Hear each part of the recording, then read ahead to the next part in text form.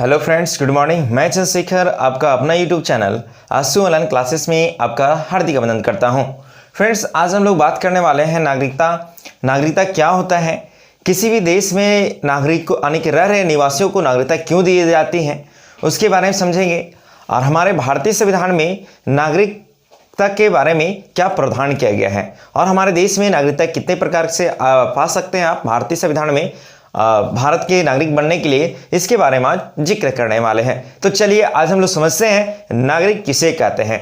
तो नागरिक क्या होता है? तो नागरिक किसी भी देश में निवास करने वाले ऐसे व्यक्ति होते हैं जिन्हें विशेष सामाजिक, आर्थिक एवं राजनीतिक अधिकार प्राप्त होता है। अर्थात करने का मतलब ये है कि उसको समाज में और आपका आर्थिक क्षेत्र में और आपका राजनीतिक में यानी कि सारे जगह उसको क्या है कि एक जैसा अधिकार प्राप्त होता है। मतलब सारे पद पे वो क्या करता है, चुनाव लड़ सकता है या फिर राजनीतिक मामले में भाग ले सकता है। तो वो क्या कहलाता है, हमारा वो व्यक्ति उस देश का नागरिक कहलाता है। तो जो आज हमारे भारत तो संविधान है, भारतीय संविधान में नागरिकता के बारे में भाग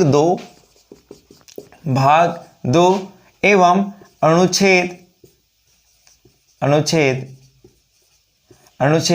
5 से लेकर 11 में भारतीय संविधान में नागरिकता के प्रावधान किया गया है। यानी नागरिकता के बारे में बताया गया है कि आपका नागरिकता कैसे भी मिल सकता है, उसके बारे में। तो सबसे पहले समझते हैं कि नागरिकता का जो प्रावधान आज हम अपने देश में देख रहे हैं, आज हमारे अपने भारतीय संविधान में देख रहे हैं, ये किस देश से लिया गया है। तो हमारा जो संविधान में जो आपका जो नागरिकता का जो प्रावधान लिया गया है, आपका ब्रिटेन के संविधान से लिया गया है। कहाँ से लिया गया है? आपका ब्रिटेन के संविधान से लिया गया है। अगर आप मेरा ये देखना चाहते हैं कि संविधान के विभिन्न स्रोत, आप डिस्क्रिप्शन में लिंक दिया हुआ है, आप वहां से देख सकते हैं, इसके बारे में बताया गया वहां पे।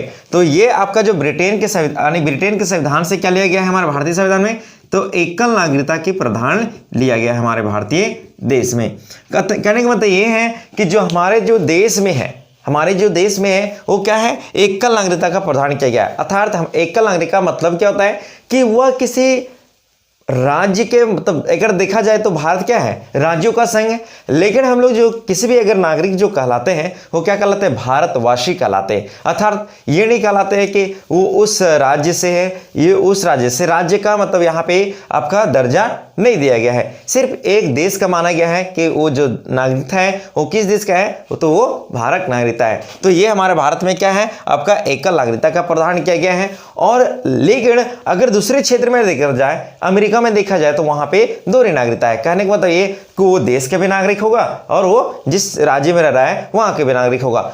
ऐसे ही हमारे देश में भी एक राज्य था जिसका नाम जम्मू कश्मीर था। क्या था? जम्मू कश्मीर, जिसको अनुच्छेद 370 में इसके विशेष प्रावधान किए गए थे कि वहां पे जो है एकल नागरिकता जो भारतवासी को दिया जाता था। लेकिन यहाँ पे क्या था, आपका जम्मू कश्मीर में क्या था, आपका दोहरी नागरिकता का प्रावधान किया गया था। लेकिन क्या हुआ कि आपका ये जो प्रावधान है, आपका जो जम्मू कश्मीर जो राज्य का जो इसको दिया गया था दर्जा, लेकिन अब ये राज्य नहीं है, ये अब केंद्र शासित प्रदेश बन गया। तो इस जो प्रावधान है, आपका जो 370 जो आर्टिकल है, इसमें संशोधन हुआ और इसमें जो दोहरी नागरिकता था वो खत्म कर दिया गया। तो अब इसका कोई भी यहाँ पे भारत में किसी भी राज्य के पास दोहरी नागरिकता का उल्लेख नहीं किया गया है। तो आज हम लोग समझते हैं कि अनुच्छेद 11 क्या होता है। अब आप लोग बोल सकते हैं कि अनुच्छेद 11 पहले क्यों बता रहे हैं, 5 बताइए। लेकिन सबसे पहले समझना है आपको 11 अनुच्छेद क्या होता है। तो 11 अनुच्छेद में क्या होता है कि 11 अनुच्छेद के तहत संसद को यह अधिकार है कि आपका नागरिकता विषय पर क्या बना सकता है, कानून बना सकता है। क्या बना सकता है अनुच्छेद आपका 11 में। तो संसद जो होते हैं, क्या होता है, संसद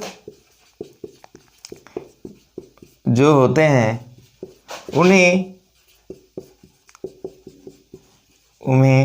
नागरिकता से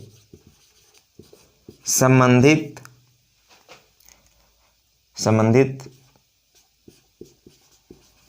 प्रावधान में संशोधन कर सकते हैं। देखिए, तो क्या है, हमारे देश में जो अनुच्छेद 11 को इंपॉर्टेंट माना गया है, 11 को क्यों इंपॉर्टेंट माना गया है उसके बारे में समझे। तो क्या है, इसमें जो नागरिकता, हमारा जो नागरिकता जो बताया गया भारतीय संविधान में आपका 5 से 11 में, तो इसमें क्या है कि 5 से जो 11 है उसमें आपका जो 11वां जो है आपका जो अनुच्छेद वो क्या बताता है, तो संसद को यह अधिकार प्राप्त है कि वह नागरिकता के संबंधित प्रावधान में वह संशोधन कर सकता है, अर्थात ये कर सकता है कि नागरिकता किन्हें कैसे प्राप्त किया जा सकता है। हमारे भारतीय संविधान में संसद को माना गया है कि किसी भी भारतीय संविधान में वह क्या कर सकते हैं, संशोधन कर सकते हैं। और संशोधन कितने के तहत कर सकते हैं, तो आपका 368 के तहत कर सकते हैं, आपका किसी भी संविधान के अनुच्छेद में। तो अब हम लोग समझते हैं कि आपका कितने प्रकार से भारत में आपका नागरिकता प्राप्त किया जा सकता है उसके बारे में। चलिए,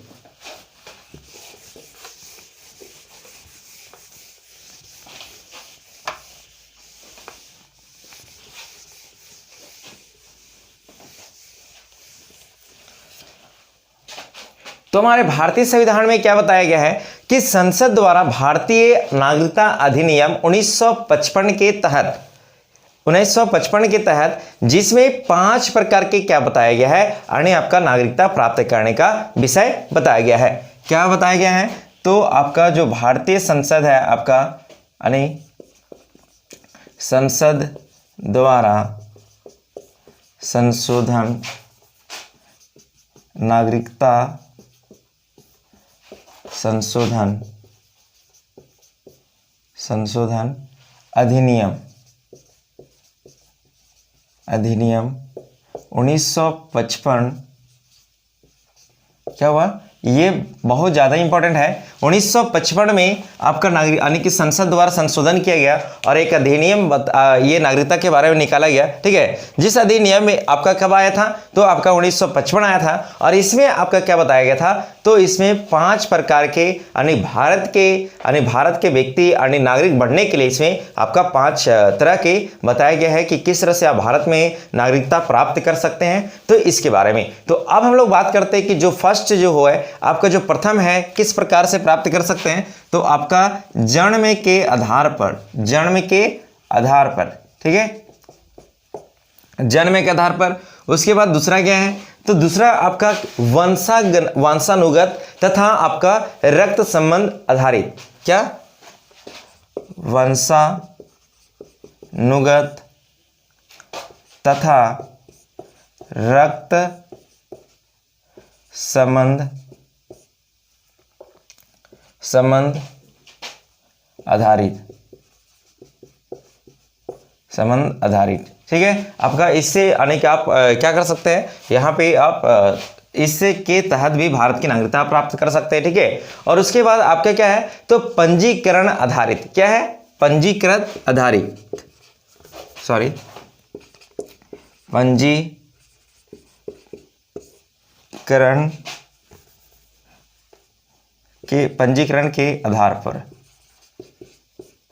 के आधार पर।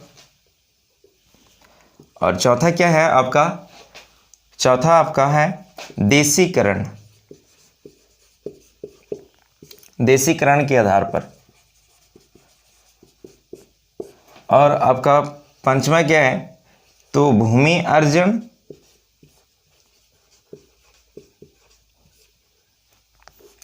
या क्षेत्र विलय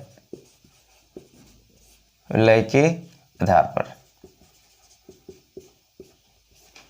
चलिए, तो क्या है कि संसद द्वारा अधिनियम आपका भारतीय नागरिकता अधिनियम नागरिकता संशोधन अधिनियम आपका 1955 में पारित किया गया। और इसे बताया गया कि भारत में आप 5 प्रकार से आप यहाँ का नागरिक बन सकते हैं। तो जो पहला है वो आप किसके आधार पर बन सकते हैं, तो जन्म के आधार पर बन सकते हैं। दूसरा किसके आधार पर बन सकते हैं यहाँ पे, तो आपका वंशानुगत पर आप यहाँ पे क्या ले सकते हैं, भारत में नागरिकता ले सकते हैं। तीसरा आपका क्या है, तो पंजीकरण के आधार पर। और आपका देशीकरण के आधार पर चौथा। और पंचमा आपका है भूमि अर्जन या फिर क्षेत्र विलय के आधार पर। अब हम लोग देखेंगे कि जन्म के आधार पर किसको नागरिकता दिया जाएगा। फिर यहाँ पे देखेंगे कि वंशानुगत पर कौन व्यक्ति होता है, किसको वंश के आधार पर दिया जाता है। ऐसे में क्या होता है कि किसी व्यक्तियों को क्या होता है कि वंश के आधार पर, सभी व्यक्ति को वंश के आधार पर नहीं दिया जाता है, मतलब किसी व्यक्ति का या उसके पूर्वज का ताल्लुक जब हमारे भारत देश से कभी रहा हो तब उसको भारत की नागरिकता दी जाती है। अब यहाँ पे समझेंगे कि पंजीकरण क्या होता है, पंजीकरण के आधार पर कैसे दिया जाता है उसके बारे में, और उसके बाद देशीकरण और क्षेत्र विलय क्या होता है इसके बारे में जानने वाले हैं डिटेल से। तो सबसे पहले हम लोग आज जो फर्स्ट जो है आपका जानते हैं जन्म के आधार पर भारत में नागरिकता कैसे प्राप्त कर सकते हैं। तो चलिए आप इसका स्क्रीनशॉट भी ले सकते हैं। चलिए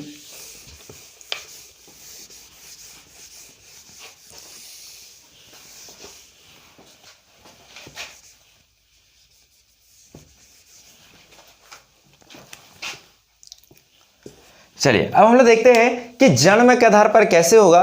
तो जो 26 जनवरी को या उसके बाद, क्या 26 जनवरी 1950 को या उसके बाद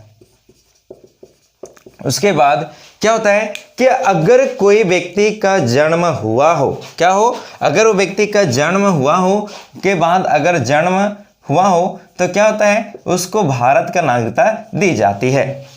क्या होना चाहिए, यानी 26 जनवरी के को या फिर उसके बाद अगर व्यक्ति जन्मा हो तो उसके भारत के यानी नागरिक माना जाएगा।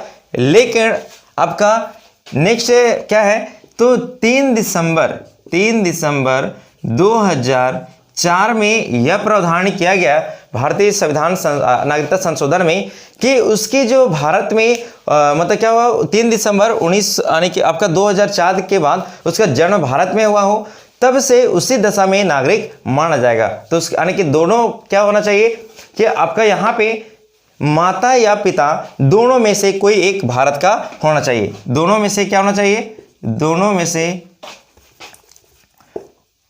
माता पिता या माता में कोई एक भारतीय होना चाहिए, कोई एक भारतीय होनी चाहिए, तभी वो व्यक्ति की क्या माना जाएगा आपका, तो आपका तभी उसको क्या माना जाएगा, यहाँ पे नागरिक माना जाएगा। और लेकिन क्या होता है कि ऐसे नागरिक को हम लोग क्या करते हैं, संवैधानिक पद नहीं देता है, यानी कि देश का जो सर्वोच्च जो संवैधानिक जो पद होता है उसको हम लोग नहीं दे सकते हैं। ठीक है, इसका ये प्रावधान नहीं किया गया है हमारे देश में। चलिए अब हम लोग समझते हैं दूसरे। ठीक है, और वैसे व्यक्ति को हमारे इसमें नागरिकता जन्म के आधार पर नहीं दे सकता है। जैसे कोई व्यक्ति, मान लीजिए कोई वहां पे अभी अमेरिका से कोई व्यक्ति यहाँ पे काम कर रहा है, अब 4 साल से लगातार काम कर रहा है, तो वैसे जो विदेशों से जो काम करने के आते हैं काम करने के लिए, तो उस व्यक्ति को यहाँ पे नागरिकता नहीं दिया जाता है, बल्कि वैसे व्यक्ति को दिया जाता है जिनमें वहाँ पे यानी कि जन्म के आधार पर अर्थात उसके माता पिता या कोई भारत का व्यक्ति हो, उन्हीं को यहाँ पे दिया जाता है। लेकिन याद रखिएगा एक बात कि यहाँ पे उन्हीं व्यक्ति को दिया जाता है जिनका इस देश के बारे में सकारात्मक सोच हो। ठीक है, और यहाँ पे उस व्यक्ति को नहीं दिया जाता जन्म के आधार पर जो हमारे देश के प्रति शत्रु की भावना या फिर शत्रु देशों के जो उनसे जो अने होंगे उसको यहाँ पे नहीं दिया जाता है नागरिकता। चलिए अब हम लोग समझते हैं दूसरा, वंशानुगत के आधार पर या फिर रक्त संबंध के आधार पर।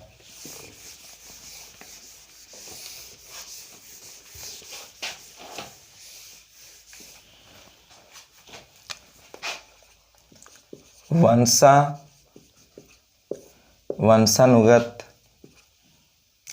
या रक्त संबंध के आधार पर।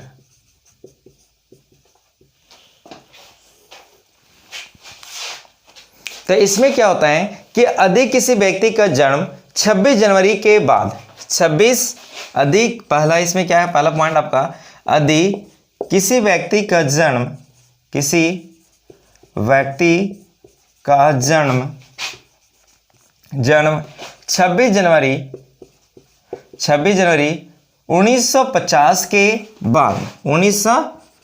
के बाद अगर किसी व्यक्ति का जन्म आपका भारत यानी कि भारत के बाहर हुआ हो या 10 दिसंबर से पहले, 10 या बाद या 10 दिसंबर 1992 से पहले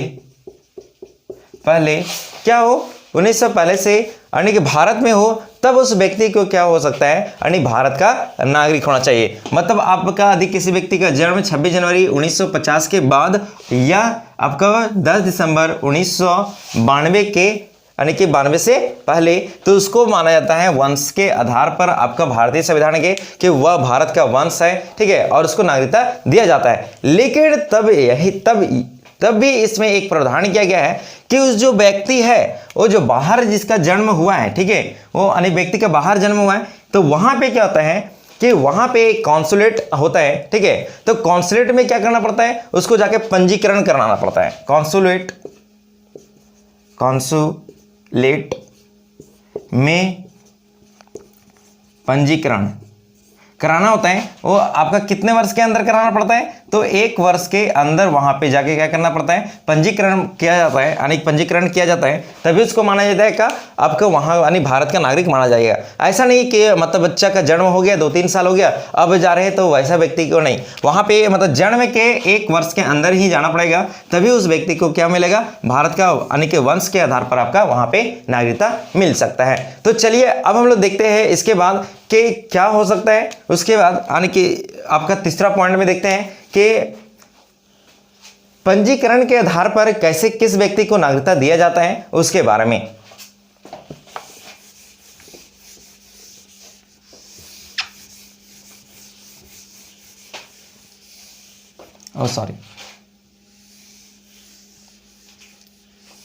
चलिए ये आपका 1955 के ही आधारित है आपका जो तीसरा पॉइंट है, ठीक है, पंजीकरण के आधार पर पंजीकरण के किसे मिल जाता है,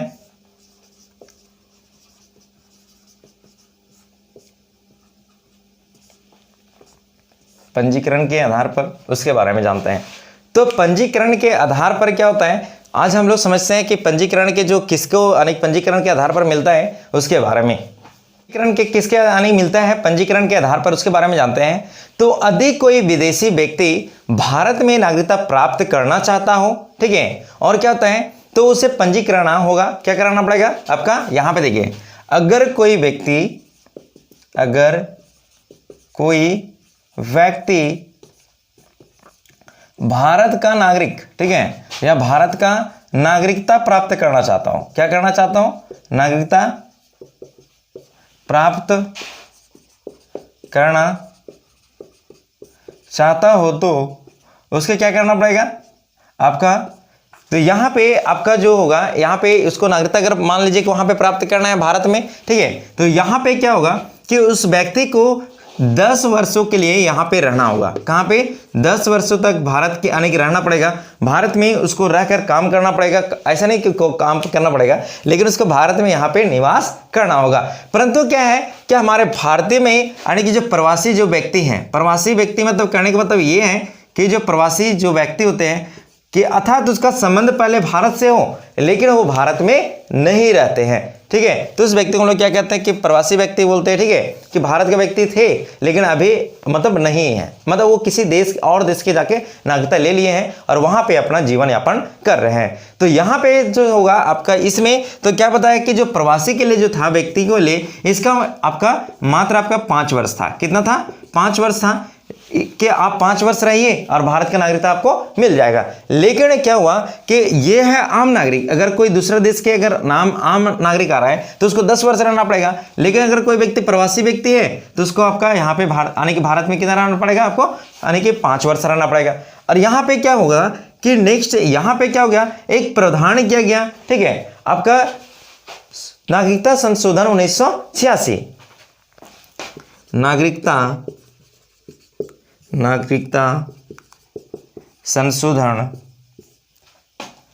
संशोधन 1986।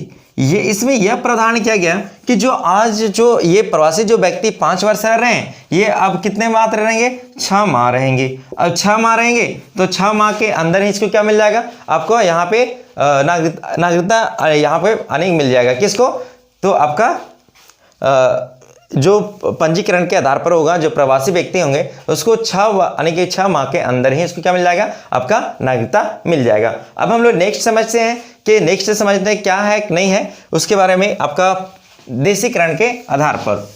चलिए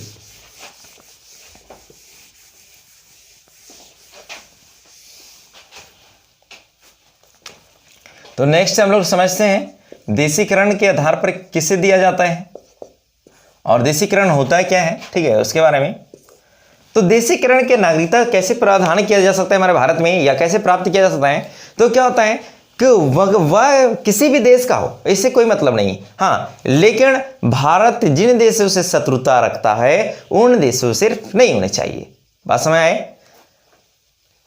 भारत के मतलब वैसे देश जिससे मतलब नागरिकता प्रतिबंधित हो, वैसे देश से भारत एक्सेप्ट नहीं करेगा देशीकरण के आधार पर। तो क्या होता है कि जब कोई व्यक्ति अपना देश को क्या करता है, त्याग देता है, ठीक है, अपना देश को जब वो त्याग देता है और जब किसी हमारे देश में जब आता है तो उसको भी नागरिकता देने का प्रावधान किया गया है, ठीक है। लेकिन क्या होना चाहिए उसके यानी कि आपका जो उसका जो व्यक्ति का है वो क्या होना चाहिए, चरित्र होना चाहिए। देख लेते हैं पहले क्या होना चाहिए कि वह व्यक्ति अपने देश से त्याग पत्र दे दिया हो, ठीक है। तो त्याग पत्र किस में दिया हो, नागरिकता में दिया हो। हाँ चलिए अभी क्या हो, अभी उसमें क्या होना चाहिए कि उस व्यक्ति को किससे रिलेटेड नहीं चाहिए, तो जब भारत जो है, भारत जहां भारत देशीकरण के प्रतिबंधित किया गया है उस देश से वो व्यक्ति को नहीं होना चाहिए, ठीक है। उसके बाद क्या होना चाहिए कि उसका अपना देश यानी कि उसको हमारे देश के ऊपर उसका चरित्र अच्छा होना चाहिए, मतलब उसका चरित्र अच्छा होनी चाहिए, ठीक है, ये आपका। उसके बाद क्या होना चाहिए, तो देश के प्रति हमारे भारतीय देश में संविधान के 8वीं अनुसूची में आपका 22 भाषाओं का चर्चा किया गया है, उसमें किसी एक भाषा को विशेष जानता हो या उसके बारे में जानता हो, ठीक है। तो यहां पे क्या होगा, 8वीं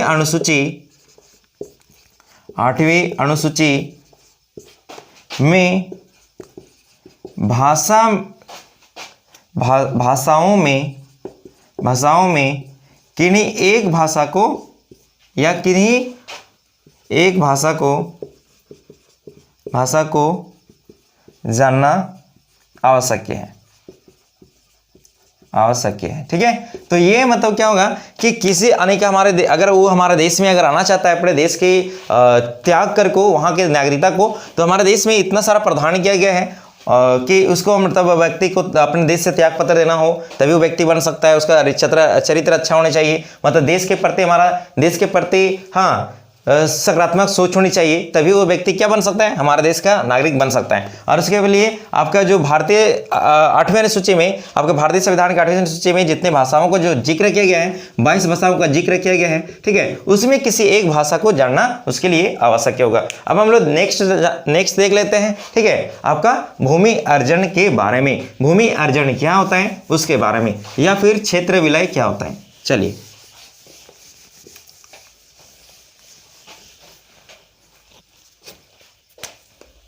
भूमि अर्जन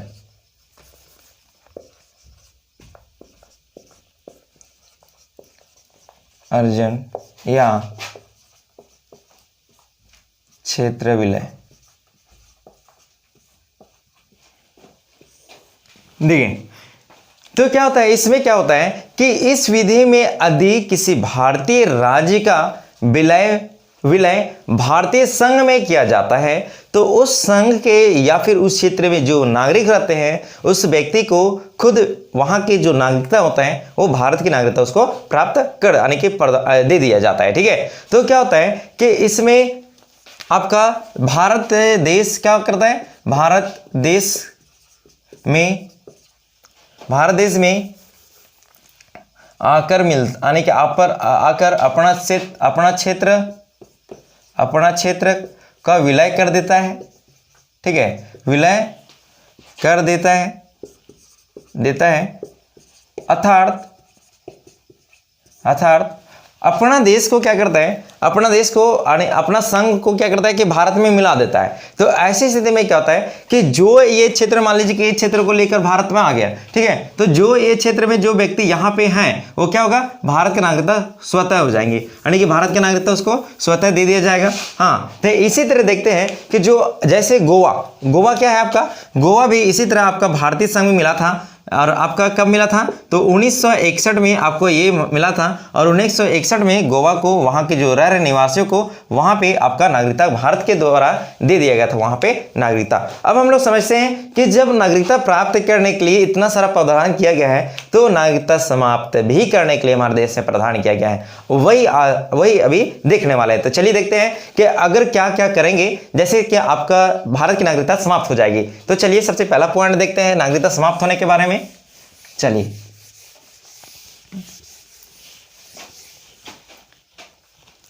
तो अब हम लोग समझते हैं नागरिकता की समाप्ति।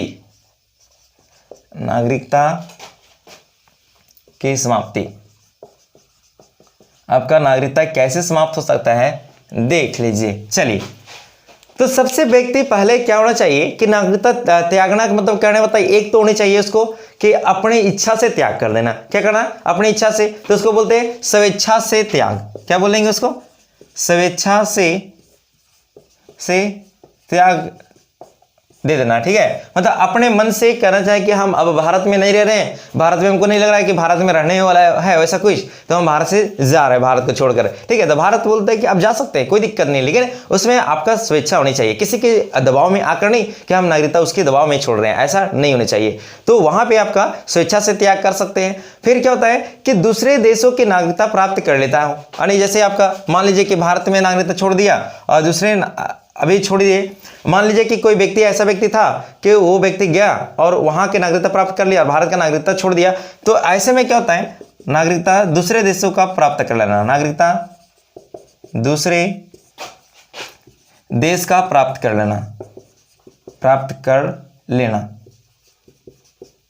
लेना। तो ऐसी स्थिति में आपका जो अनुच्छेद, भारतीय संविधान के नागरिकता संबंधित अनुच्छेद जो आपका 9 है, ठीक है, इससे संबंधित है कि अगर आप अगर भारत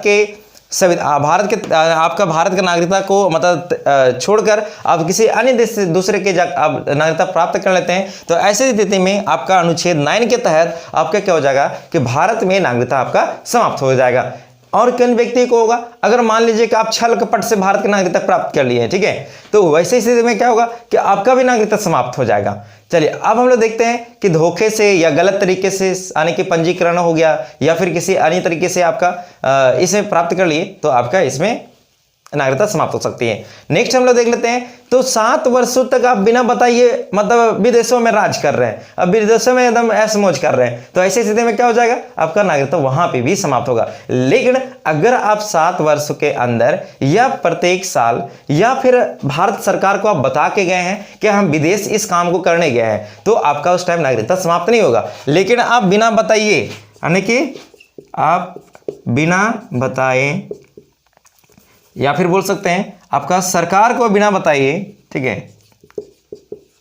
बिना बताएं, ठीक है, बिना बताएं 7 वर्षों तक बाहर में रहते हैं, ठीक है, कहाँ 7 वर्षों तक विदेश में रहते हैं, ठीक है, तो वैसी स्थिति में आपका अगर नहीं बताइएगा तो आपका भी नागरिकता भारत का समाप्त समझी जाएगी। लेकिन क्या होता है कि अब देखते हैं कि इसमें कुछ ऐसे भी व्यक्ति होते हैं जिनका नागरिकता समाप्त नहीं होती है, वो भले ही दूसरे देश की नागरिकता प्राप्त कर ले या भले ही वो बिना भारत को मतलब कई दिनों तक बिना बताए रहते हैं, तो वैसे व्यक्ति को नागरिकता प्राप्त समाप्त नहीं होती है। चलिए देखते हैं कि कौन कौन से व्यक्ति हो सकते हैं, कैसे हो सकते हैं उसके बारे में।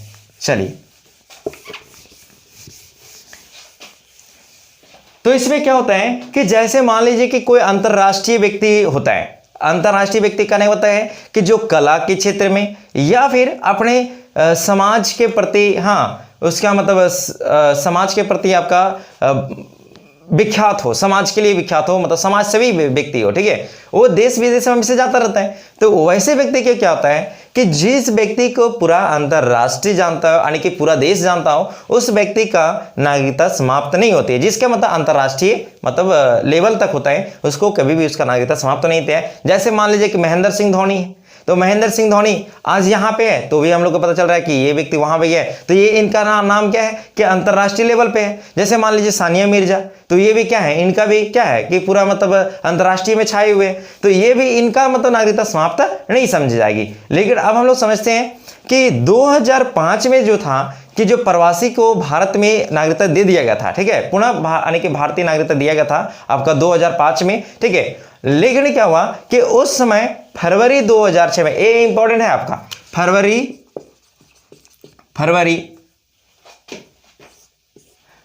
2006 में क्या हो गया कि जो पुनः नागरिकता आपका यानी कि आपका जो 2005 में, ठीक है, 2005 में जो नागरिकता संशोधन हुआ था उसमें क्या बताया गया कि जो पुनः प्रवासी यानी प्रवासी व्यक्तियों को लिए फिर भारत से नागरिकता दे दिया गया और उसको क्या कर दिया गया, फरवरी 2006 में उसको मतदान भी करने का अधिकार दे दिया गया। तो आपका मतदान देने का अधिकार कब दिया गया, तो फरवरी 2006 में दिया गया। अब हम लोग समझ लेते हैं कि कुछ इससे इंपॉर्टेंट बात जो एग्जाम पॉइंट ऑफ व्यू से काफी इंपॉर्टेंट है उसके बारे में। चलिए, तो सबसे पहले समझते हैं कि नागरिकता के अनुच्छेद जो है आपका जो 5 से लेकर 11 तक है उसको एक एक करके हम लोग समझते हैं कि अनुच्छेद 5 में क्या क्या गया है, अनुच्छेद में 6 में क्या क्या गया है, 7 में क्या क्या गया है, 8 में, 9 में, 10 में, इस तरह से 11 में। तो सबसे पहले हम लोग समझते हैं कि अनुच्छेद आपका जो आर्टिकल है आपका अनुच्छेद आपका 5 में क्या किया गया है, तो भारत के संविधान में आपका नागरिकता के बारे में उल्लेख किया गया है, नागरिकता के बारे में जिक्र किया गया है, ठीक है, या फिर नागरिकता को भारतीय संविधान में लागू करने का इसमें बात कहा गया है, ठीक है। भारत के संविधान में नागरिकता का प्रावधान के बारे में, ठीक है, प्रावधान के बारे में बताया गया है इसमें आपका आर्टिकल 5 में, यानी कि अनुच्छेद 5 में। उसके बारे में आपका अनुच्छेद आपका 6, 7 देख लेते हैं। तो आपका 6 और 7 में क्या है, तो इसमें क्या है, तो पाकिस्तान से कुछ व्यक्तियों को यानी कि आने वाले व्यक्तियों को या फिर वहां से आ रहे व्यक्तियों को क्या होता है कि अनुच्छेद आपका 6, 7 से उसको नागरिकता दी जाती है। तो पाकिस्तान से आने वाले कुछ व्यक्तियों को यानी कि नागरिकता के बारे में बताया गया है, ठीक है, नागरिकता के बारे में बताया गया है, ठीक है आपका इसमें। उसके बाद देख लेते हैं अनुच्छेद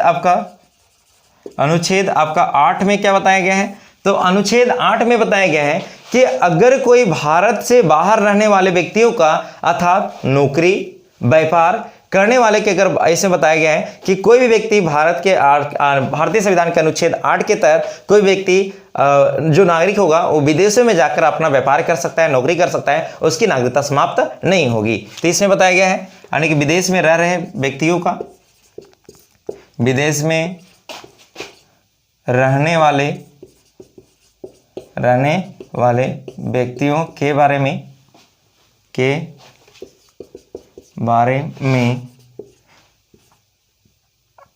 अर्थात विदेशों में व्यापार या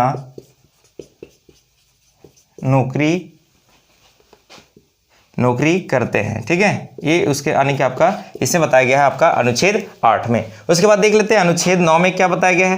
तो अनुच्छेद 9 में अभी जिक्र किए गए थे कि अनुच्छेद 9 में क्या होता है कि जब कोई व्यक्ति अपने क्या होता है कि अपने यहाँ से मतलब बिना बताए आपका विदेश में रह रहा है, तो आपका दूसरे देश में रह रहा है, तो उसका आपका यहाँ पे नागरिकता आने समाप्त हो जाएगा। तो बिना बताए, ठीक है, बिना बताए गए व्यक्ति, ठीक है, यानी बिना बताए गए व्यक्ति आपका विदेशों में नहीं रह सकता है। अगर ऐसा करता है तो आपका उसका नागरिकता जो है आपका समाप्त हो जाएगा आर्टिकल 9 के तहत। अब अनुच्छेद आपका 10 देख लेते हैं कि अनुच्छेद आपका 10 क्या बोलता है। तो अनुच्छेद आपका 10 क्या बोलता है, तो अनुच्छेद 10 के तहत आपका नागरिकता का प्रावधान किया गया है, नागरिकता के बारे में बताया गया है। और आपका जो अनुच्छेद 11 है इसमें नागरिकता का प्रावधान किया गया है, ठीक है, नागरिकता का प्रावधान किया गया है, ठीक है।